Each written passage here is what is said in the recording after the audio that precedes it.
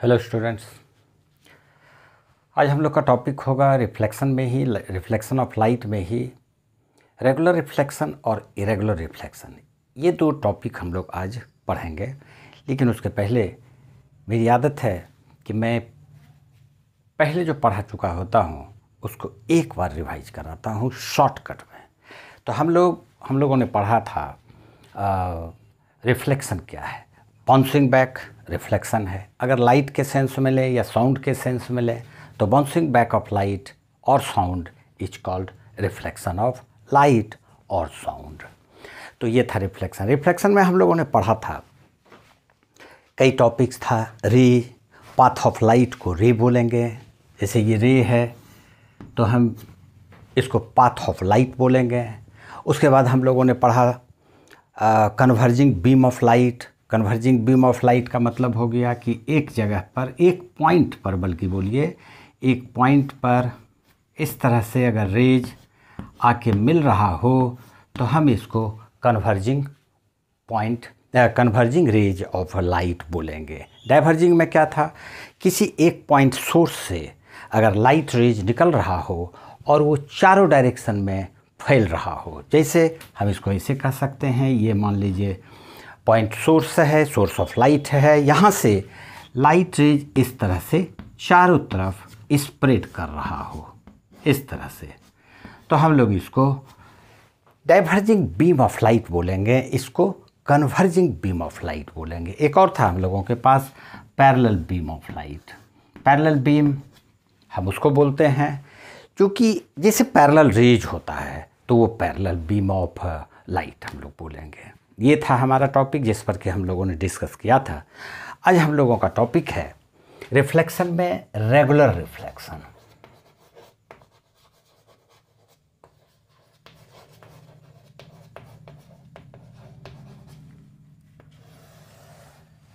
Regular reflection में सबसे पहले हम लोग रिफ्लेक्शन की बात करते हैं। तो रिफ्लेक्शन क्या है, मान लेते हैं ये एक प्लेन मिरर है।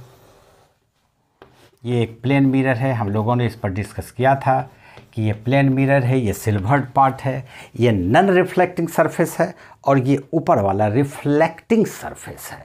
ठीक है, तो लाइट रे, यहाँ पर एक रे ऑफ लाइट यहाँ पर आके इंसिडेंस किया। इस पॉइंट को हम लोगों ने क्या बोला था, ओरिजिन या पॉइंट ऑफ इंसिडेंस। इस रे का नाम हम लोगों ने क्या रखा था, इंसिडेंट रे, और इसका नाम हम लोग AO दे देते हैं। और यहाँ पर इंसिडेंट करने के बाद ये इस प्रकार से बाउंस कर जाता है। सेम मीडियम में है, मीडियम चेंज नहीं कर रहा है। ये बात ध्यान में रखना है कि रिफ्लेक्शन में no change in medium. Okay, तो ये चला गया, ये हो गया हमारा OB। OB को हम लोग रिफ्लेक्टेड रे बोलते थे, AO को हम लोगों ने इंसिडेंट रे बोला, और ये पॉइंट को ओरिजिन या पॉइंट ऑफ इंसिडेंट। यहाँ पर एक नॉर्मल जब हम लोग खींच लेते हैं तो इसका नाम हम लोगों ने रखा था NN डैश। कुछ भी नाम रख सकते हैं, इससे कोई मतलब नहीं है, ये नॉर्मल कहलाता है। और ये एक मिरर था, प्लेन मिरर, जिसको हम लोगों ने XY नाम रखा था। यहाँ तक हम लोगों ने पढ़ा था। ठीक, अब हमारा जो टॉपिक है रेगुलर रिफ्लेक्शन, इसको समझने के लिए मैं आपको एक डायग्राम से समझाता हूँ। ठीक, मान लेते हैं कि ये एक प्लेन मिरर है। प्लेन मिरर पर हम लोग सबसे पहले ये सिल्वर सेक्शन पार्ट उसका शो कर देंगे, नहीं तो फिर पता नहीं चलेगा।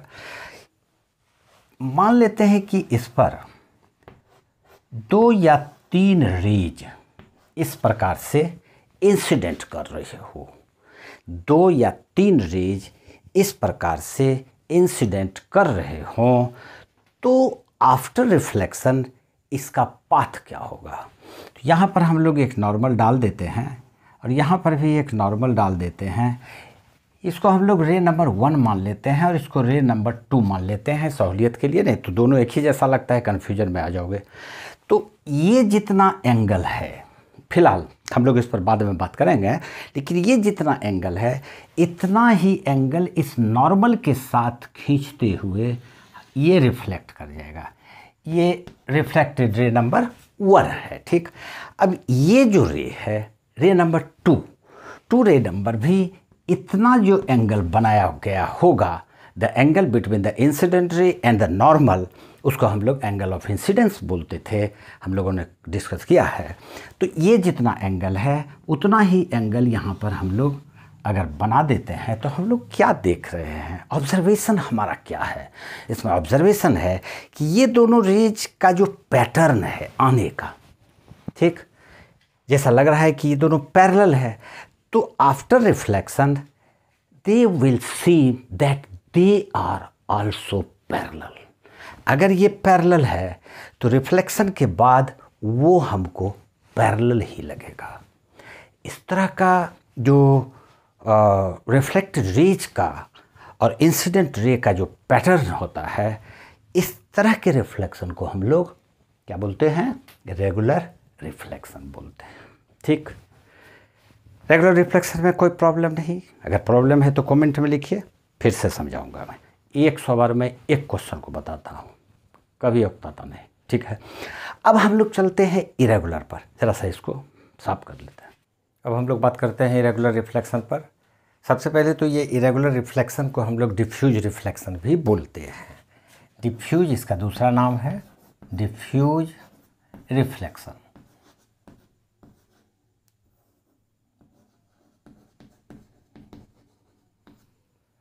अब ये क्या है, इसका एक्सप्लेनेशन देखिए आप लोग।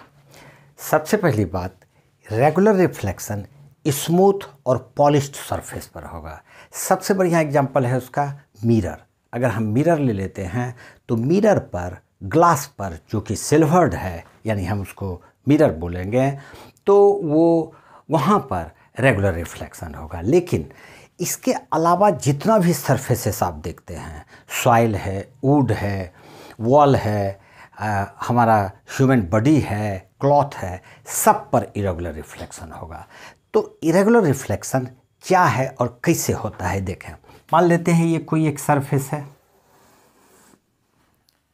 इस सरफेस को मैंने कर्व रूप दिया है। उसका वजह है कि सिर्फ प्लेन मिरर स्मूथ होगा, प्लेन होगा। इसके अलावा जितना भी आप सरफेसेस लेंगे, रिफ्लेक्टिंग सरफेस की बात मैं कर रहा हूँ, तो जितना भी रिफ्लेक्टिंग सरफेस आप लेंगे सब जो है ऊबड़ खाबड़ होता है। यहाँ तक कि हमारा स्किन, ये जो हमारा चिक्स है, ये भी इसी के जैसा ऊबड़ खाबड़ है अगर माइक्रोस्कोप से उसको आप देखते हैं तो इसको हम मान लेंगे कि ये जो है हमारा एक रिफ्लेक्टिंग सरफेस है। कुछ भी हो सकता है, सॉइल भी हो सकता है, ठीक है। अब इस पे हम लोग दो पैरेलल रेज लेते हैं। यहाँ पर याद रखिए कि इंसिडेंट रेज हमेशा पैरेलल ही लेंगे हम लोग, ठीक। अब यहाँ पर क्या करते हैं कि यहाँ नॉर्मल डाल दिए, फिर अब देखिए यहीं पर एक प्रॉब्लम वाली बात आती है कि इस सरफेस पे आप नॉर्मल कैसे डालते हैं।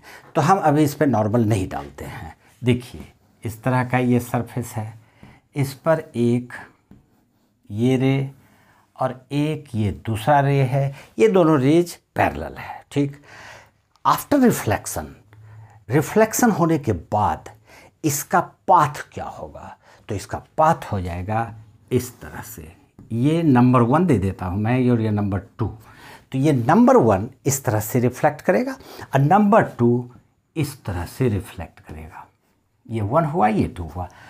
अब यहाँ पर ऑब्जर्वेशन में क्या देखा जा रहा है कि दोनों इंसिडेंट रेज तो पैरेलल है, लेकिन रिफ्लेक्टेड रेज पैरेलल आपको दिख नहीं रहा है, ठीक।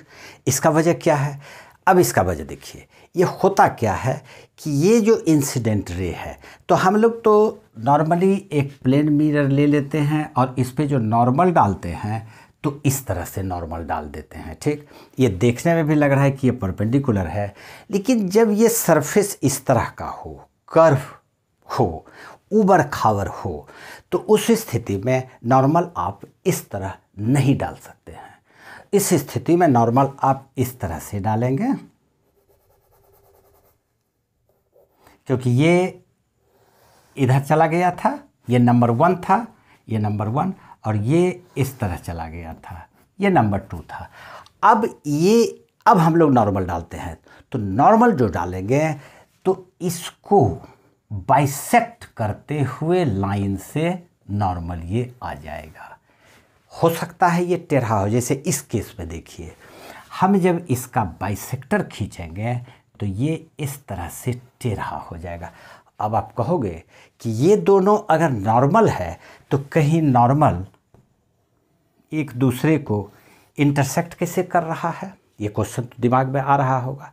लेकिन ये दोनों नॉर्मल किसी प्लेन सरफेस पे नहीं है जो कि दोनों पैरेलल हो जाएगा।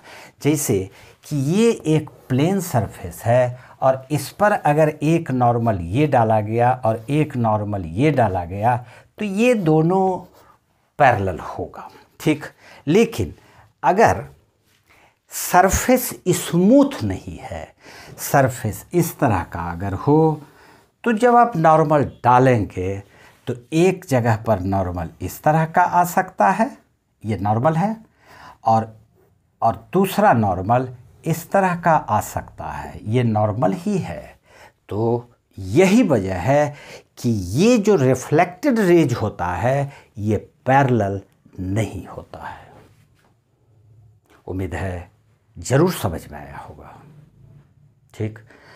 और एक बात और, ये क्वेश्चन मैं आपसे पूछता हूँ कि हम लोग एटमॉस्फेयर में चारों तरफ बहुत सारे ऑब्जेक्ट्स को देखते हैं, तो ये किसके वजह से होता है, रेगुलर रिफ्लेक्शन के वजह से या इरेगुलर रिफ्लेक्शन की वजह से? तो बोलोगे कि ये तो रेगुलर रिफ्लेक्शन की वजह से होता है, क्योंकि किसी भी चीज़ को तो हम रेगुलर रिफ्लेक्शन से ही देखते हैं। Absolutely wrong, absolutely wrong, not correct. क्योंकि विजिबिलिटी जितनी भी चीज़ों की होती है हमको, वो सारा इरेगुलर रिफ्लेक्शन से है, ठीक। तो this is irregular reflection, and if two or more parallel line rays incident at a plane surface at different points, they after reflection seem to be in diverged position. They never see us that they are parallel to each other. यही है हमारा regular और irregular reflection, ठीक है।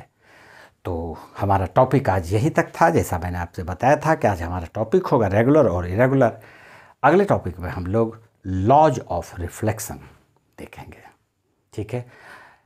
आप लोग सभी नए हैं, चैनल को सब्सक्राइब कर दें और मज़े लेकर पढ़ें, ध्यान से क्वेश्चन पूछिए हमसे, ठीक है। आज इतना सा ही। जय हिंद, जय हिंद बोलिए।